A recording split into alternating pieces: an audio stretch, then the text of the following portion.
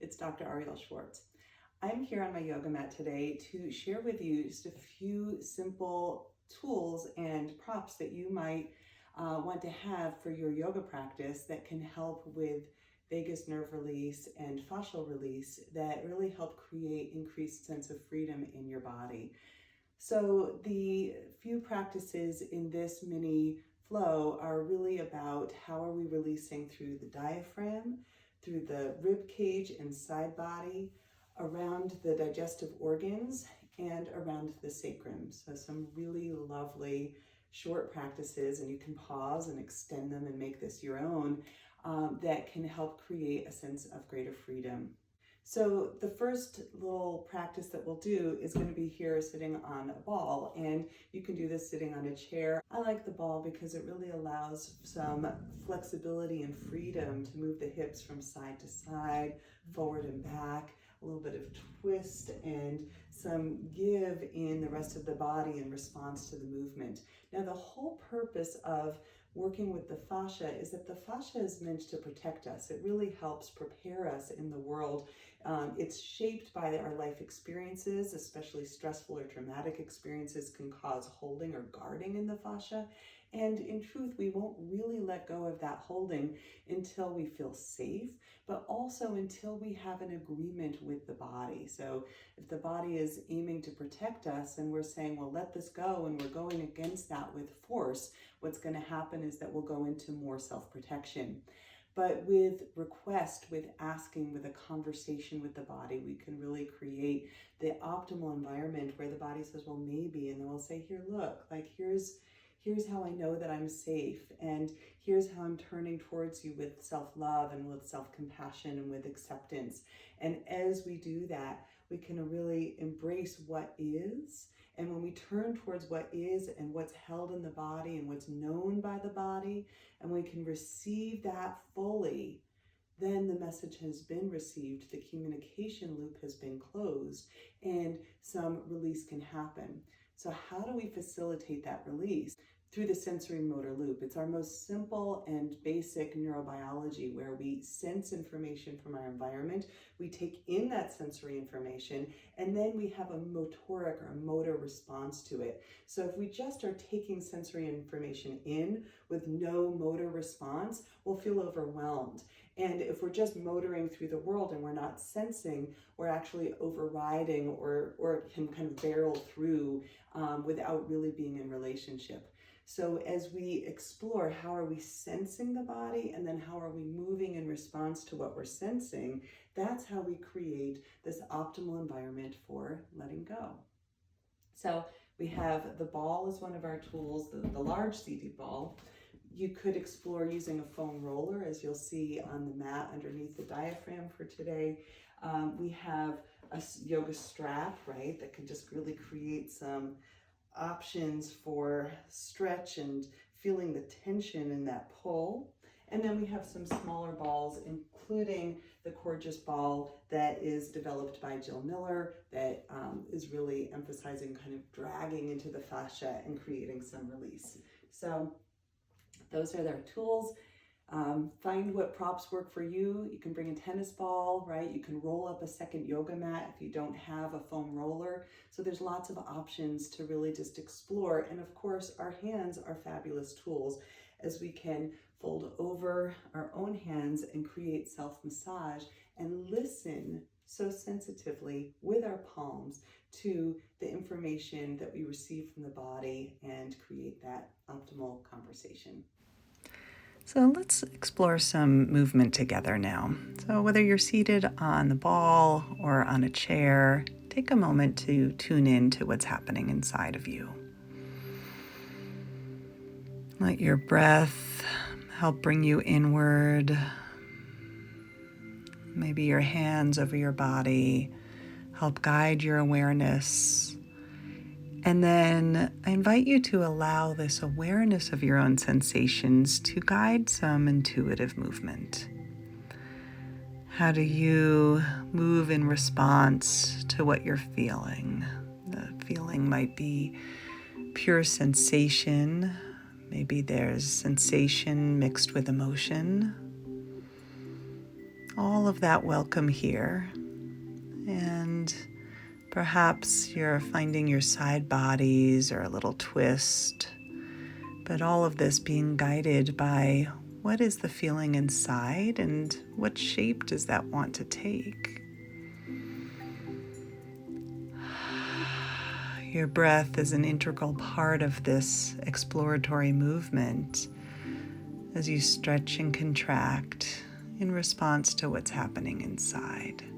Now, maybe you bring your hands right over your rib cage, and this time I'll invite you to join me in this curling forward action so that you can use your hands, the palms, the flat edges of your hands, or maybe your fingertips, tucking right underneath your ribs, greeting your diaphragm.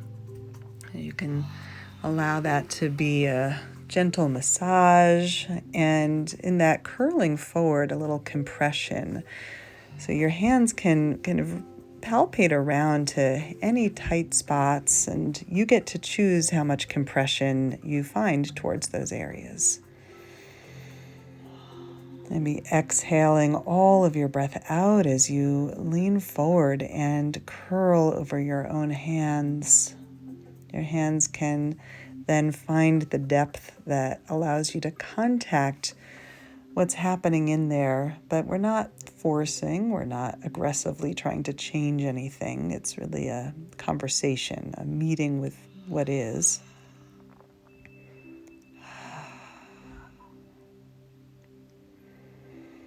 You can roll forward and you can lift back out. You might notice that I'm moving my hands into various areas of my belly. I started at my diaphragm, I moved out to the edges of the rib cage, and you can even tuck in just above your hips, above the pelvis, or even in the center of your belly. So take your time to integrate. Notice what happens as you pause after that compression and movement. And then we'll get rid of the ball. Coming over onto hands and knees. And another opportunity to greet yourself. This posture, once again, simply is a home base for your intuitive movement. Maybe you find some flexion and extension of your spine, perhaps even sensing and feeling what's already changing in this short practice. And eventually I'll invite you to join me finding your way down onto your belly. And taking your time, settling yourself in. Noticing what's present for you. You can lift up into a little cobra or a sphinx with your elbows underneath you. Getting to know what's present in your body. Moving a little kind of wave-like movement in the spine, the breath. You choose how much weight in the hands, maybe even lifting the elbows off the earth. And then resting back down.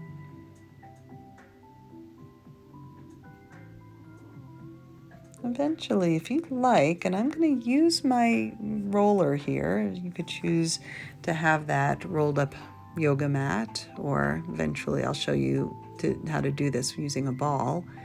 But I'm going to place that right underneath my belly button. Sometimes it takes a little bit of shifting to get that roller just in the right place. And then it's a settling down over the roller. So this can be uncomfortable. You might feel some compression right across the navel. You might even feel your heartbeat there. And that's okay. We're just bringing some blood and some awareness and some compression into this part of your body. And just like we did without the roller, you can place your forearms underneath you or your hands underneath you to find a little bit of a lift of the upper body, and then lowering back down. I love that action of lifting up on the roller. It's really creates that stretch across the diaphragm and a gentle massage of the fascia. So this time we'll move the roller out of the way and You can explore with me if you have some kind of ball that you could place underneath your navel as well. And it's helpful for this to be just a little bit deflated so that you can rest your navel there and you get to choose how much pressure you have towards your belly. Once again, you can rest down, soften your weight over the ball, and you might explore some micro movements, a little side to side, or you might bring your hands or elbows underneath you and lift up. You could also explore coming onto your side body so that this ball is kind of resting into the soft tissue of your side body. Again, another access point for your diaphragm, and you can stay lifted onto your elbow, or maybe you allow your head to rest down onto your arm. In this case, the upper arm can come towards your hip, or maybe you bring that upper arm overhead.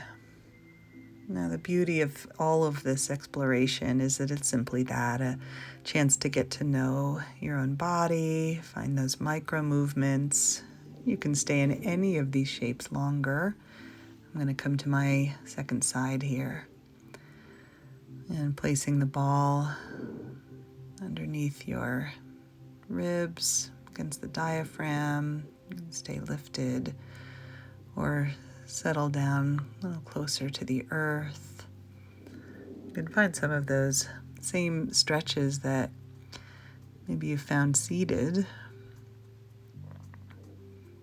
And as you get to know what's present in your body, you might notice that one side is a little tighter or carries a little bit more of that emotional or somatic tension. Using your breath and simply is getting to know yourself.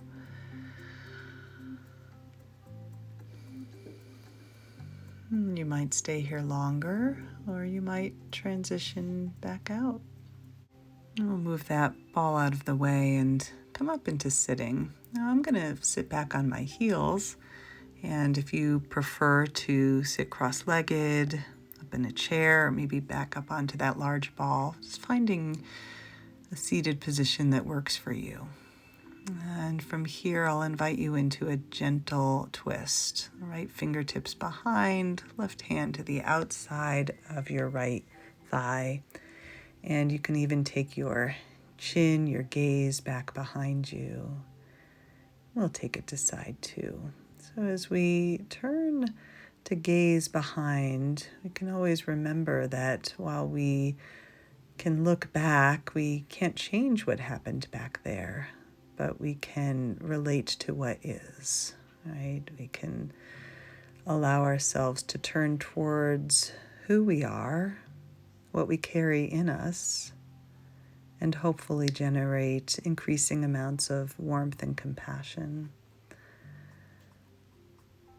So this next little forward fold invites placing a ball toward your navel once again, this time a little small ball, and you can choose how much inflation you have in there.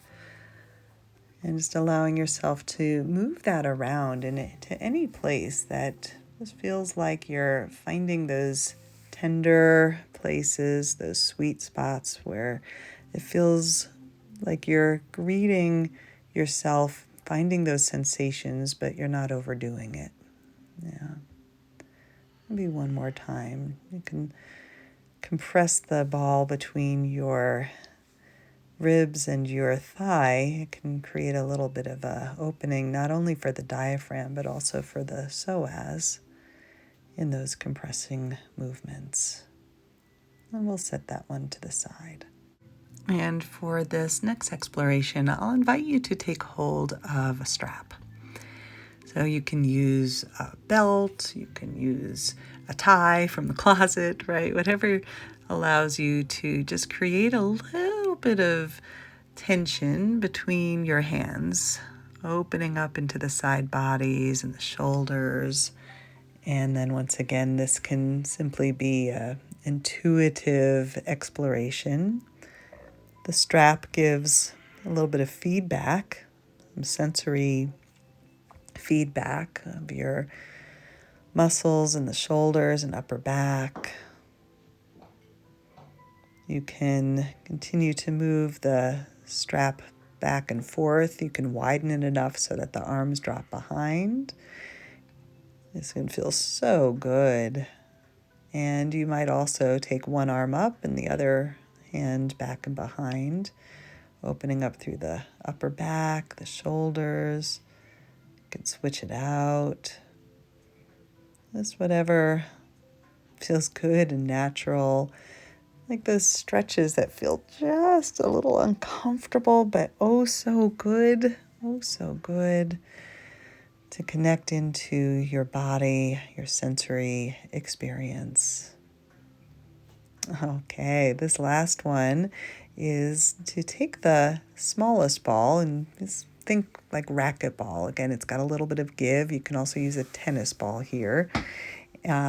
And just to bring this underneath your glutes, underneath your buttocks. And you can see I'm in a little crab position. So my hands and feet are supporting me and kind of guiding how much weight I'm settling into the ball so that you're totally in charge of how much pressure around your sacrum, around the glutes, the sides of the hips. So kind of finding your way in as you roll across the ball.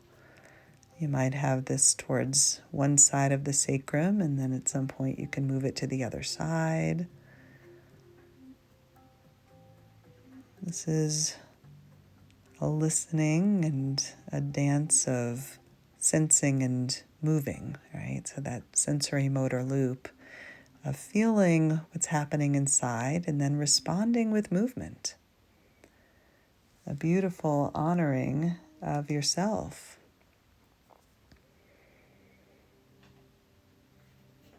And opening up around the sacrum and tailbone can be a little tender, especially if you've had injuries there. So an invitation to always move in a way that is as gentle and loving towards yourself as possible. Now we'll take this last minute or so to really receive and integrate your practice. So I invite you to come onto your back and find a little bit of wiggling movement in your hips. Let that side-to-side movement of your hips translate into your side bodies and spine as you let yourself undulate the spine from side to side. Moving the breath, hips, spine, shoulders release, head can release, neck releases. And then perhaps settling into some stillness. You could do so with your knees lifted, or maybe you extend the legs long. And this final resting shape allows you to simply sense what has changed in this short practice. What did you bring with you onto the mat? What have you released or let go of? And what might you be taking away from this practice that lets you show up in the world in a most purposeful, meaningful way for yourself today? Resting here or rising up, I wish you a wonderful day.